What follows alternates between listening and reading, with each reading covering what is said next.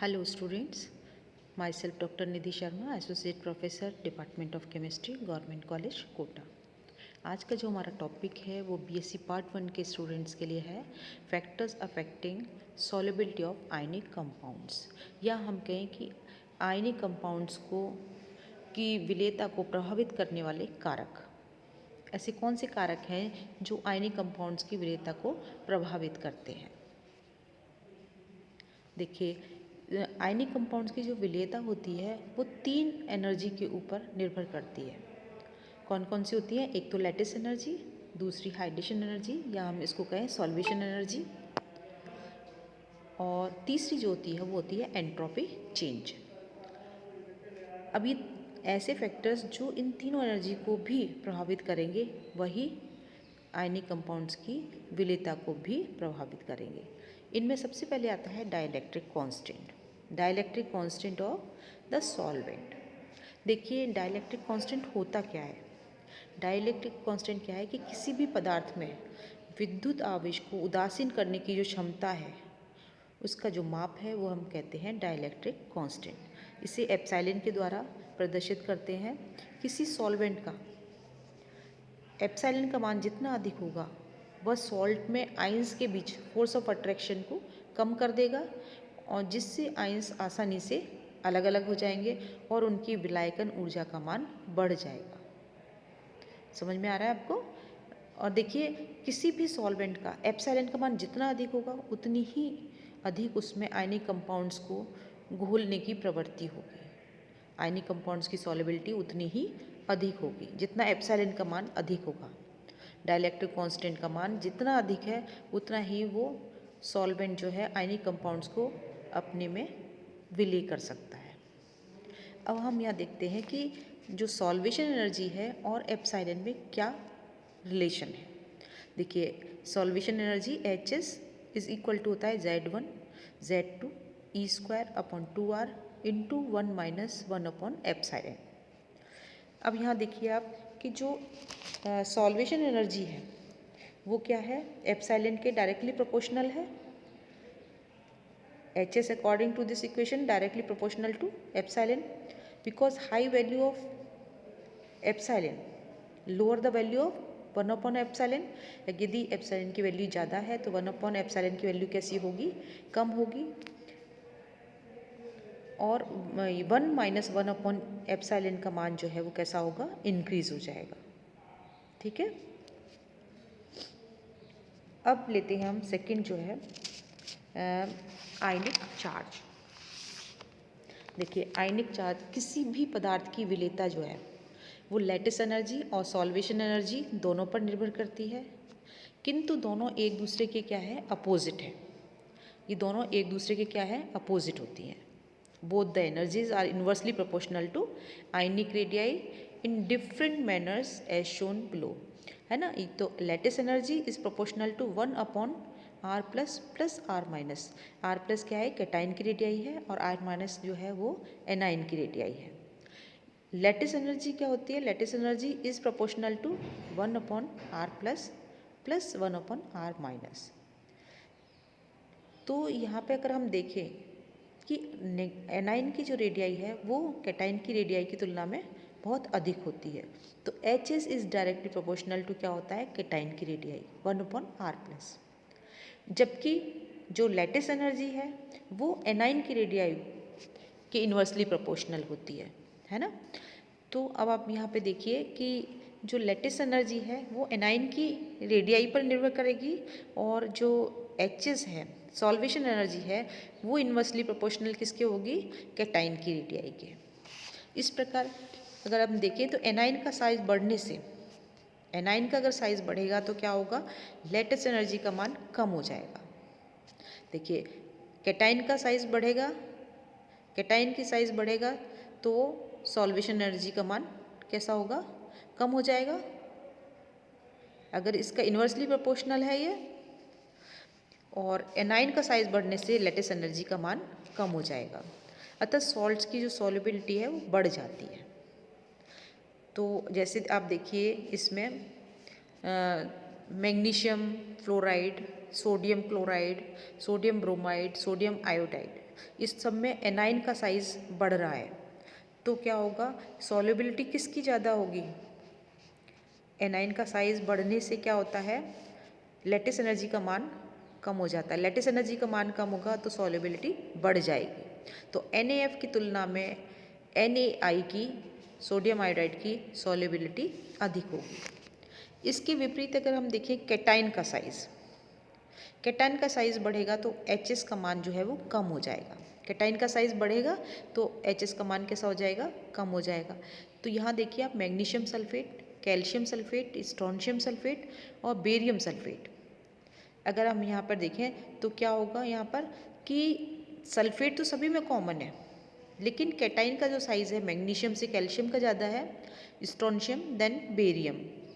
तो इनकी जो सॉल्युबिलिटी है मैग्नीशियम से लेके बेरियम तक सल्फेट्स की जो विलेयता है वो घटता हुआ क्रम है। बेरियम सल्फेट बहुत ही कम सॉल्युबल है और मैग्नीशियम सल्फेट जो है वो सॉल्युबल है वाटर में, है ना। तो समझ में आया आपको, सॉल्वेशन एनर्जी कैटाइन की रेडियाई पर निर्भर करती है। Solvation energy is proportional to 1/r plus cation की रेडियाई। और लैटिस एनर्जी जो है यहाँ देखिए नीचे, lattice energy is proportional to 1/r minus. अब हम लेते हैं यहाँ पर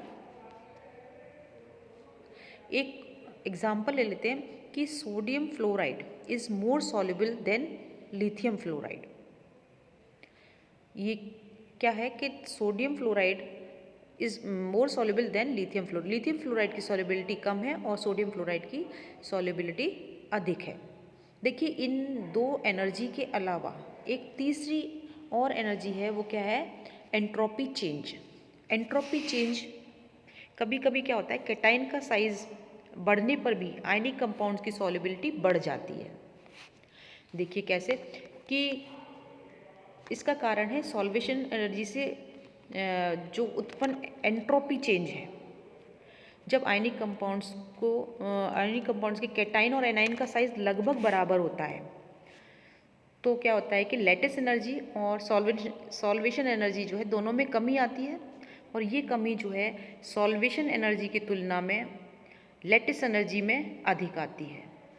तो क्या होगा, आयनिक कंपाउंड की सॉल्युबिलिटी जो है वो बढ़ जाएगी। लैटिस एनर्जी में कमी ज़्यादा आई तो इसका क्या होगा, आयनिक कंपाउंड की सॉल्युबिलिटी बढ़ जाएगी। आप यहाँ देखिए sodium fluoride is more soluble than lithium fluoride, है ना। तो सोडियम फ्लोराइड की आप पहले हम निकालते हैं Hs और लैटिस एनर्जी दोनों, सॉल्वेशन एनर्जी और लैटिस एनर्जी। तो यहाँ पे लैटिस एनर्जी का जो मान है वो कितना आ गया, 0.51, और यहाँ पर जो ये है Hs, इसका मान कितना है 2.03। अगर हम सोडियम फ्लोराइड के लिए देखें, सोडियम फ्लोराइड के लिए देखें तो यहाँ पे क्या है, लैटिस एनर्जी का मान है 0.43 और जो सॉल्वेशन एनर्जी है उसका मान है 1.79। देखिए कमी तो लैटिस एनर्जी में आ रही है और सॉल्वेशन एनर्जी दोनों में ही आ रही है। लिथियम फ्लोराइड से सोडियम फ्लोराइड में जाते हैं तो Hs का जो मान है, लिथियम फ्लोराइड सोडियम फ्लोराइड का जो मान है उस दोनों में लिथियम फ्लोराइड से सोडियम फ्लोराइड में कमी आ रही है। इसी तरह से अगर देखें लैटिस एनर्जी में भी कमी आ रही है, लेकिन ये कमी जो है लैटिस एनर्जी में ज़्यादा आ रही है, इसलिए लैटिस एनर्जी के मान में अधिक कमी आ रही है, इसलिए ये जो सोडियम फ्लोराइड है वो वाटर सॉल्युबल होगा। इसकी विलेयता लिथियम फ्लोराइड की तुलना में अधिक होगी।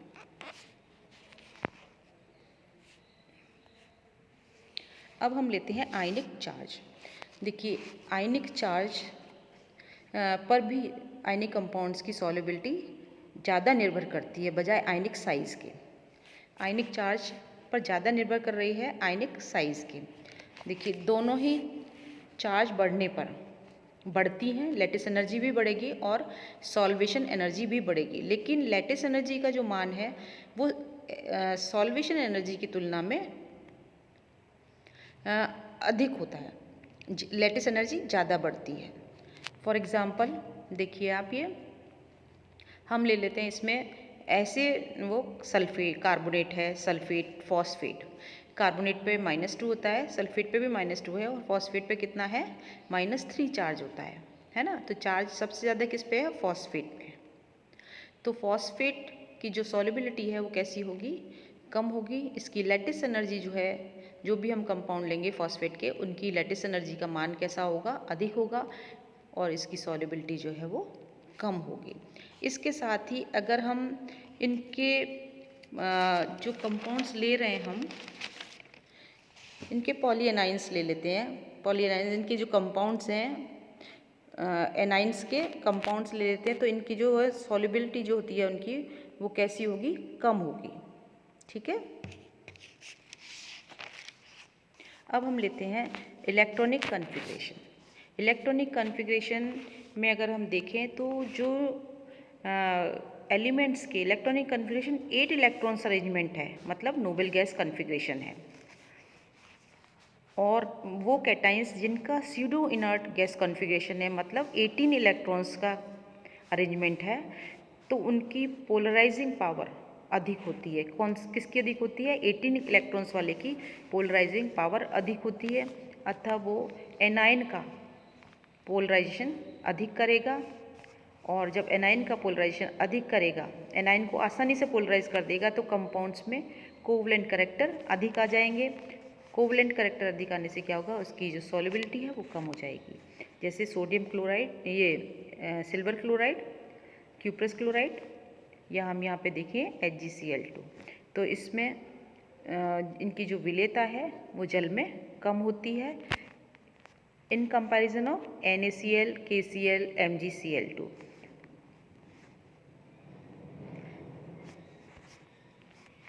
अब इसके बाद में आता है जो नेक्स्ट वो है factor presence of other ions. देखिए जैसे सोडियम क्लोराइड है, उसकी सॉल्युबिलिटी वाटर में बहुत अच्छी है, हाई सॉल्युबल है, हाईली सॉल्युबल है इन वाटर, पोलर सॉल्वेंट में। लेकिन अगर सॉल्वेंट में हम थोड़ा सा HCl मिला दें, HCl मिलाने से क्या होगा कि जो क्लोराइड आयन है वो कॉमन आयन हो जाएगा, कॉमन आयन इफेक्ट हो जाएगा, और जो NaCl की सॉल्युबिलिटी है वो कैसी हो जाएगी, बहुत कम हो जाएगी, वो इनसॉल्युबल हो जाएगा। देखिए presence of a salt as impurity in very small amount does not affect its solubility to a significant extent, but presence of an ion in solvent, common ion, common जो भी कॉमन आयन है, जैसे NaCl के लिए HCl डालेंगे तो chloride ion जो है वो कॉमन आयन हो जाएगा। To any of the ions of solute affect the solubility of the solute, है ना। तो जैसे ही कॉमन आयन होगा उसकी सॉल्युबिलिटी जो है आयनिक कंपाउंड की कम हो जाएगी। नेक्स्ट आता है temperature. Solubility of ionic compounds also depend on the temperature। Temperature पर भी डिपेंड करता है, लेकिन कैसे टेम्परेचर पर डिपेंड करता है, यदि हीट ऑफ सॉल्यूशन, ये हीट ऑफ सॉल्वेशन जो है वो पॉजिटिव है। पॉजिटिव कब होगा, जब रिएक्शन एंडोथर्मिक होगी, है ना। तो और दूसरा जब एक्सोथर्मिक HS का मान नेगेटिव होगा तो रिएक्शन कैसी हो जाएगी, एक्सोथर्मिक। तो टेम्परेचर बढ़ाने से जो एंडोथर्मिक रिएक्शन है, टेम्परेचर जैसे ही इंक्रीज करेंगे हम, तो क्या होगा, उसकी सॉल्युबिलिटी भी इंक्रीज हो जाएगी। और जो रिएक्शन एक्सोथर्मिक है, जिनके लिए HS का मान नेगेटिव है, उनकी सॉल्युबिलिटी टेम्परेचर बढ़ाने पर डिक्रीज होगी। ठीक है। अब लास्ट रह गया pH of the solution. pH, the salt generally insoluble in water like phosphate, oxalates.